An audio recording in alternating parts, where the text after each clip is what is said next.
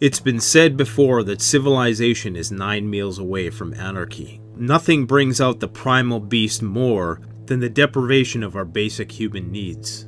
When people become hungry, they lose their capacity to reason. When a person goes without food for an extended period of time, the finer workings of their cerebral cortex, that part of our brain which allowed us to build civilization, becomes greatly diminished, and our lower, more animalistic brain gets into the driver's seat and takes control.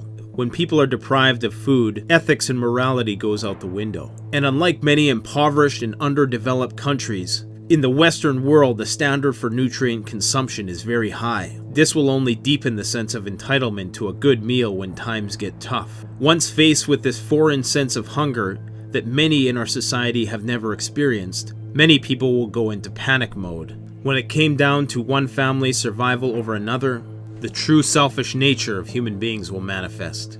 People who've never had to starve will be accelerated into ravenous mobs of entitled misfits, tearing each other apart for the last morsels of food. And when the food is gone, many will turn on each other. For this reason, the zombie metaphor that is commonly used to describe these sort of situations is not far off. We are literally talking about neurologically compromised hordes of people who are seeking to feed. If that's not a zombie, I don't know what is. Anomalous events which could lead to a rapid disruption in the global food supply. Things such as electromagnetic pulse, global conflict, pandemic, natural disasters, terrorist attacks, and cybersecurity threats to the power grid are all serious events that would have grave consequences on the global food supply chain. But the threats we are going to talk about today are ones which specifically deal with our ability to produce enough food to feed everyone on the planet. And if you question the plausibility of any of the scenarios that I'm going to lay out today, ask yourself why millions of dollars have been invested to bury nearly 1 million seeds deep into an icy mountain of Norway in the Svalbard seed vault. This seed vault is built to last 200 years. It is built to withstand earthquakes, nuclear war. Even if the entirety of the northern ice cap melt, it will still be safe and above sea level. It's buried in the permafrost. And there's also a reason why Norway does not allow any genetically modified crops into this facility. We'll talk more about that later. But keep this in mind at all times, that there is a concerted effort around the world to stockpile the biodiversity that took nature millions of years to create, because these threats that I'm going to discuss today are very real. As resilient and innovative as we are as a species, the following risk factors pose a grave existential threat to our civilization. As of 2011, an American adult consumes nearly 2,000 pounds of food per year.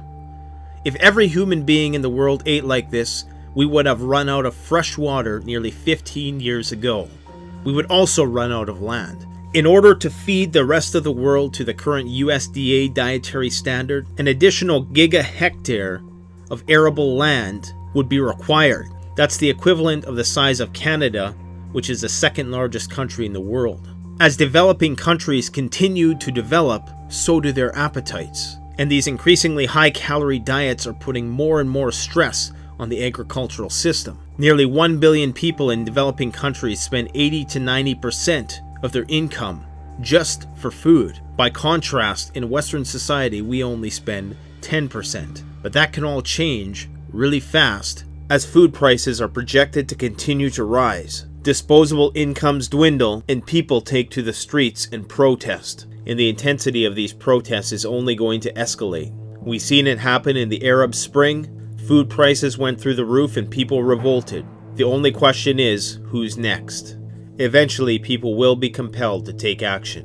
When the price of a brand new TV costs the same amount as a couple days worth of healthy food, something is seriously wrong with the system. The world's increased appetite is going to require more land, more water, more energy, and will cause more pollution. It's projected that by 2050 we're going to have to double our agricultural output. This means that this is going to doubly intensify all of the risk factors that I'm going to go over today.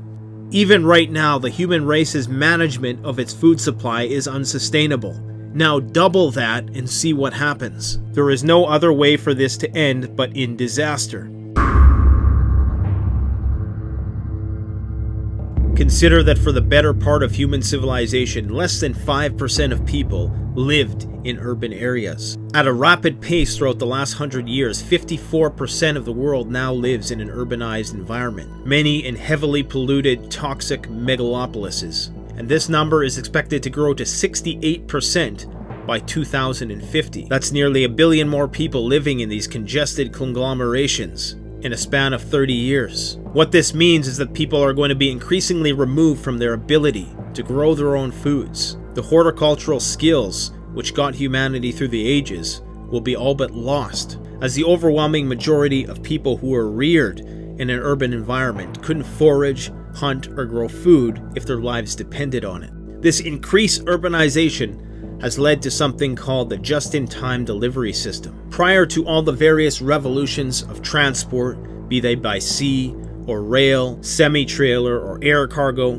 marketplaces kept very large surpluses of goods on hand because you never knew when the next train is going to be coming. But now many supermarkets don't have inventory in the back room. In fact, there are no back rooms anymore because it's far more cost effective for these places to have the food shipped in as it's needed in a just-in-time manner than have to pay for all the extra square footage that would be required to store that food on hand. Everything arrives just in the nick of time. Advancements in computing mean that when something is out of stock, it's immediately shipped out and replaced. This system works excellent while there's gasoline to burn and electricity flowing through the power grid, but is the absolute worst system you could have if you're talking about weathering a long-term grid down situation. There is barely enough food on hand in any city to feed that city for a week. Most grocery stores will run out of food within the first 72 hours. And that's an optimistic estimate. That's presuming that there are limits set on how much customers can purchase. Because if people know that the power is going to be down for a prolonged period of time, they're going to buy as much as they possibly can. Don't be deceived into thinking that there's enough food in these grocery stores to go around. There isn't. If everybody in your city went shopping today, there would be food shortages by the afternoon. The system relies on the fact that not everybody is going to get groceries at once, very similar to a bank run. There's projected to be 9.8 billion people by the year 2050. More people with higher standards. More people who want to eat meat. This higher demand for meat means that there's a greater potential for the spread of pathogens in livestock. This is due to increased pressures on factory farms to make more meat faster and cheaper than before. It's likely that the push for plant-based proteins is going to continue as people in developing countries start eating more meat like their Western counterparts. To put this in perspective, it requires 30 times the amount of land to get 1 kilogram of beef protein as it does 1 kilogram of plant protein. The reality is, as indicated before, there simply is not enough arable land to provide the entire world with the American diet. And the more we move towards that end, the greater the existential threats to the agricultural system begin to mount, which we are now going to discuss. And it's not only our domesticated livestock that come under threat by the superbug. The more we keep gambling with factory farming, the greater the likelihood that a highly virulent strain of avian influenza, or one emerging from another livestock variant, is going to make a jump to humans, and nature is going to force the population of human beings into decline. With increasing regularity and intensity, there are more and more outbreaks of bird flu and livestock diseases, which beyond decimate domestic animal populations. When this happens, all of that meat is wasted. These commercial poultry farms are a disaster waiting to happen. They are disease incubators. They're dark, they're humid, and they have very crowded conditions. The birds within them have lowered immunity, and there's very little genetic diversity and thus ability to form resistance to pathogens. There has been noted to be an inverse relationship between the accelerated growth and disease resistance. This means that faster growing birds are far more susceptible to illness.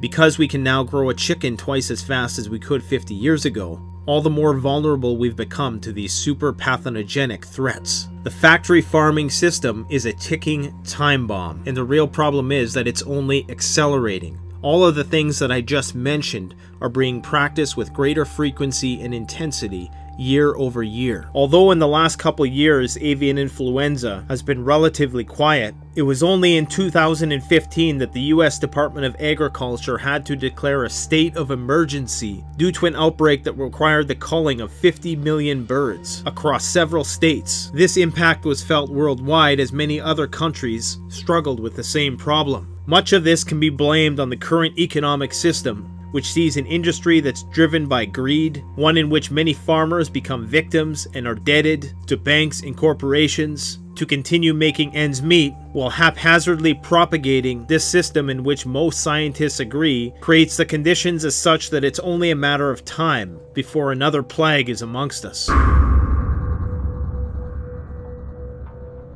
As evidenced in the current situation in Venezuela, where widespread civil unrest as a result of political instability has led to a rapid inflation of the currency and food shortages, economic instability, embargoes, trade wars, as well as the prices of related commodities such as oil, all have the capability to inflate the cost of food. Everything is related. If the cost of oil goes up, so does the cost of food. Every calorie of food requires 10 calories of oil to make. If there's a conflict that ensues that impacts the price of oil, the price of food follows suit.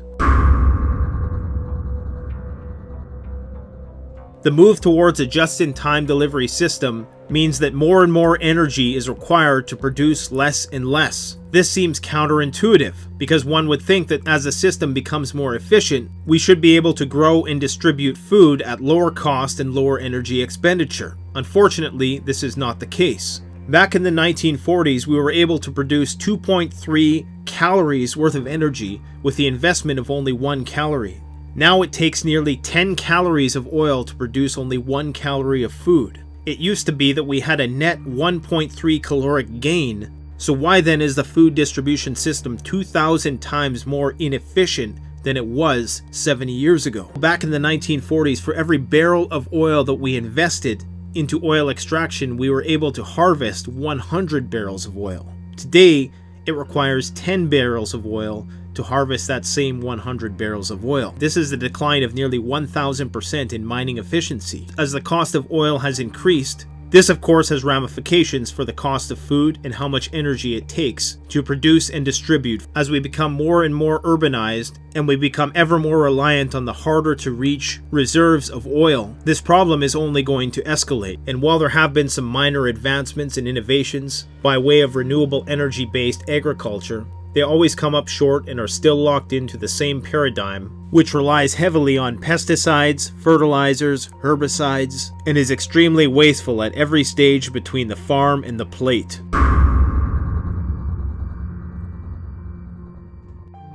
Big corporations have an oligopoly over agriculture, and they make it much harder for small-scale producers to compete. Because these corporations have deep pockets, good legal teams, lobby groups, and politicians in their back pocket, much of the regulatory framework that surrounds the agricultural system comes at no extra cost and in many cases great benefit to these corporations. However, these increasing regulations have made it nearly impossible for the family farm to compete, and thus is quickly going the way of the dinosaur.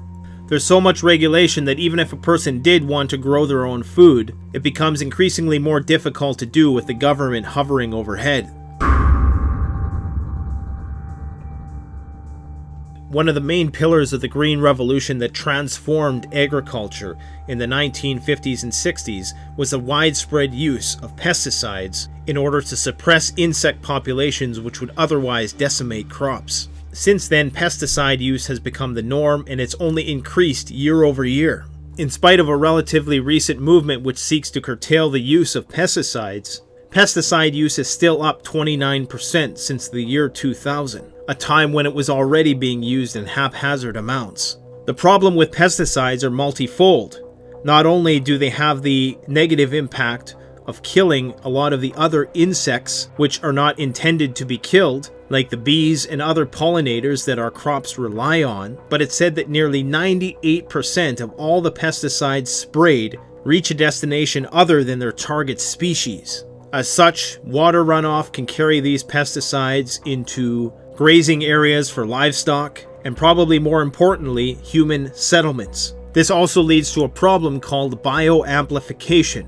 Toxicity compounds up the food chain. For example, if you have a bunch of little fish ingesting a toxic substance, the fish that eat those fish become even more toxic, and the fish that eat those fish become even more toxic, and human beings tend to eat the fish at the top end of the food chain, like tuna, hence the common problem of mercury poisoning. We'll talk more about overfishing later. The fact is that pesticides only work for so long. Pests will evolve and mutate and become resistant to the pesticides sprayed, and thus pesticides must be constantly fortified or rotated in order to hold back these super pests. This can lead to widespread crop loss as it has in recent years. For example, a new strain of super pest is called the diamondback moth. It is already resistant to a whole class of common pesticides, and due to shorter winters, its numbers are remaining very high. This is causing resurgences the next year, which are even greater than the year before. This is but one of many super pests that pose a threat to our food supply. The problem of pests and pesticides is compounded by the use of herbicides. In the same way that more and more pesticides must be used, herbicides must increase in their potency year over year to combat increasingly more adaptive superweeds. Another part of the Green Revolution was genetically modified crops. Genetically modified crops inevitably lead to superweeds. Many weeds have now evolved to become resistant to Roundup. Many farmers have no choice but yet to use even more and more of the toxic substance. What's more is there is controversy surrounding human health with regards to the ingesting of GMOs. Scientists have recently discovered a mycotoxic pathogen that is present in GMO crops like corn, soy, and wheat. This can lead to infertility and miscarriage in the livestock and people who ingest it. Livestock that is fed genetically modified feed can suffer from an up to 50% loss in fertility. Some scientists speculate that this may be the cause of the worldwide drop in fertility. Just like the plotline in the movie Interstellar, many scientists are warning that many crops are facing a serious existential threat from fungal disease. Wheat rust is a devastating disease which is commonly referred to as the polio of agriculture. Fungal diseases like this destroy nearly 20% of crops every year. And just like pesticide resistance and herbicide resistance and antibiotic resistance, there is also antifungal resistance. According to an international team of researchers at the Imperial College of London, the emergence of resistance is leading to a deterioration of our ability to defend our crops against fungal pathogens. The annual losses for food production has serious implications for food security on a global scale. And the problem with these fungal diseases is that they spread very fast, meaning that it's very hard to contain the problem, especially when everybody's growing the exact same strain of crop. Although not of the fungal variety, the parasite that afflicted Irish crops between 1845 and 1849 caused what is known as the Great Famine, killing nearly 3 million people. Wholesale dependency on staple crops led to nearly 25% of the Irish population being wiped out by this famine. Biodiversity is a defense against super pathogens. Nearly 98% of vegetable varieties that used to be grown and consumed locally have disappeared over the past century. What's more is that 50% of the crops grown around the world are corn, rice, and wheat. And to put monoculture in perspective even more, 75% of all the calories ingested by human beings are from 12 different types of crops. This drastic reduction in biodiversity has allowed for a controlled set of conditions, which has enabled us to mass produce the amount of food required by 7.5 billion people. However, this homogeneous agricultural practice leaves us much more vulnerable to super pathogens, because it's biodiversity which allows for the positive mutations to take place that make crops more resilient to these threats.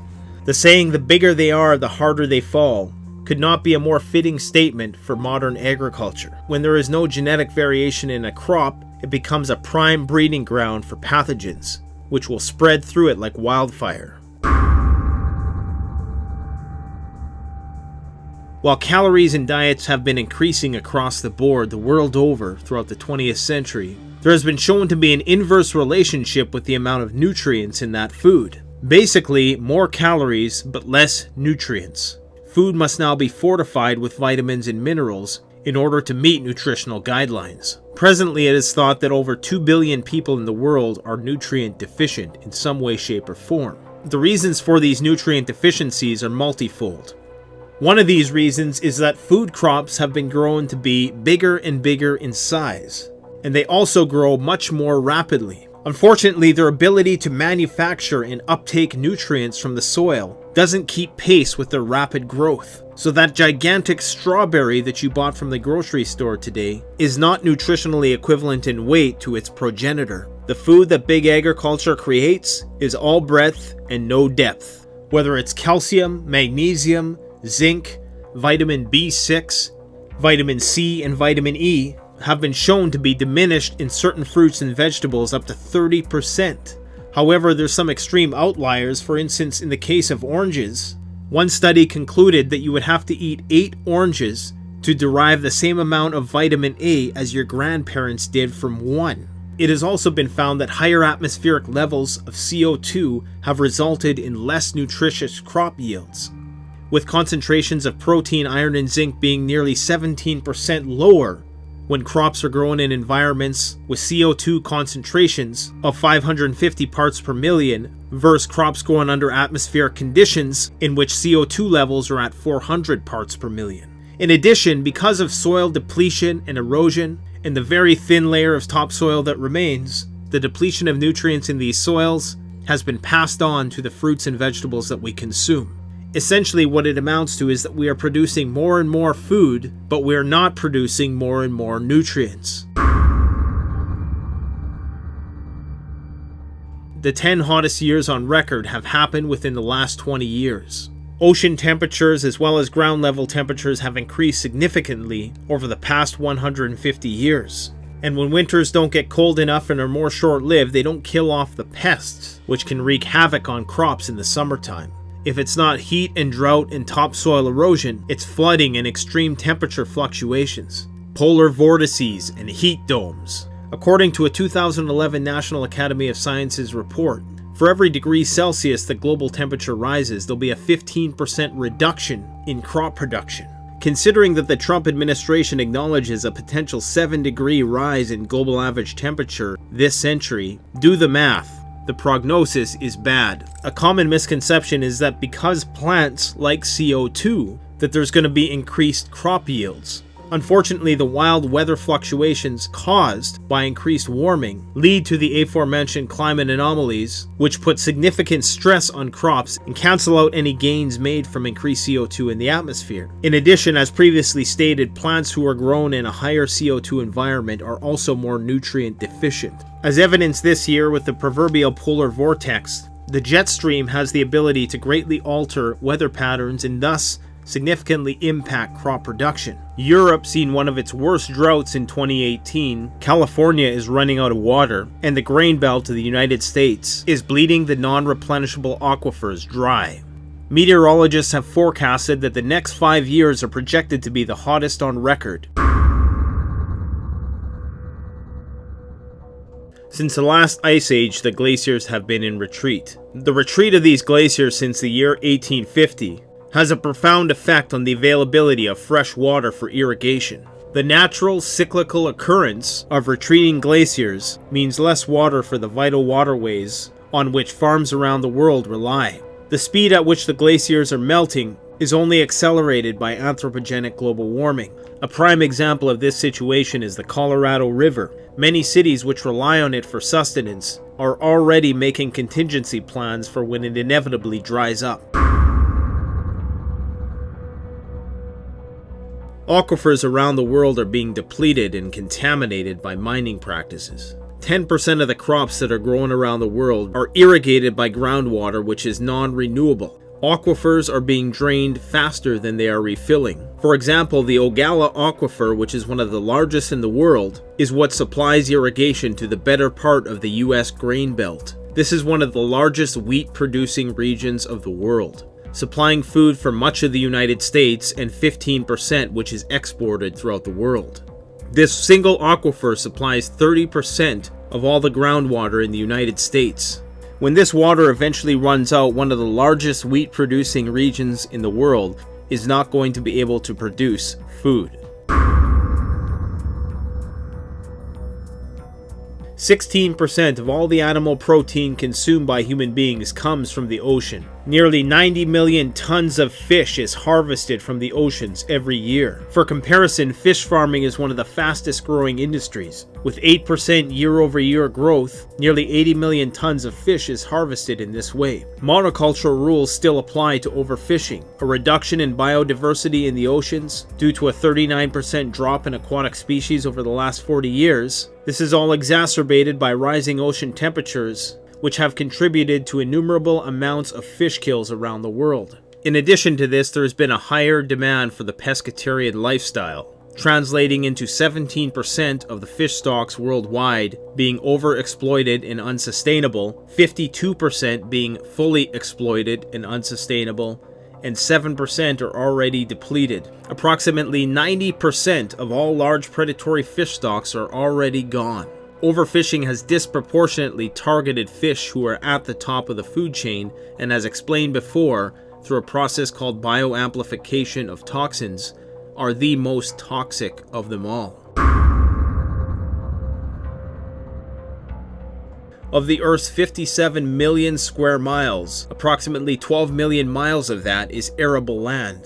Most of that is already in use, and what isn't in use provides other vital planetary functions, like the rainforest. Even though only 20% of the Amazon rainforest has been destroyed, we need to remember that as CO2 emissions rise, this flora is what scrubs the atmosphere of our refuse. So the problem of CO2 emissions is drastically compounded by the conversion of the Amazon rainforest into farmland and human habitat, and the same trend can be found in what remains of the other great forests of the world. This is but one of many positive reinforcing feedback loops, which many climatologists believe is going to cause an abrupt and irreversible climate change, which will lead to a rapid warming of the planet due to a cascade of variables which collectively work to warm the planet at a rapid rate.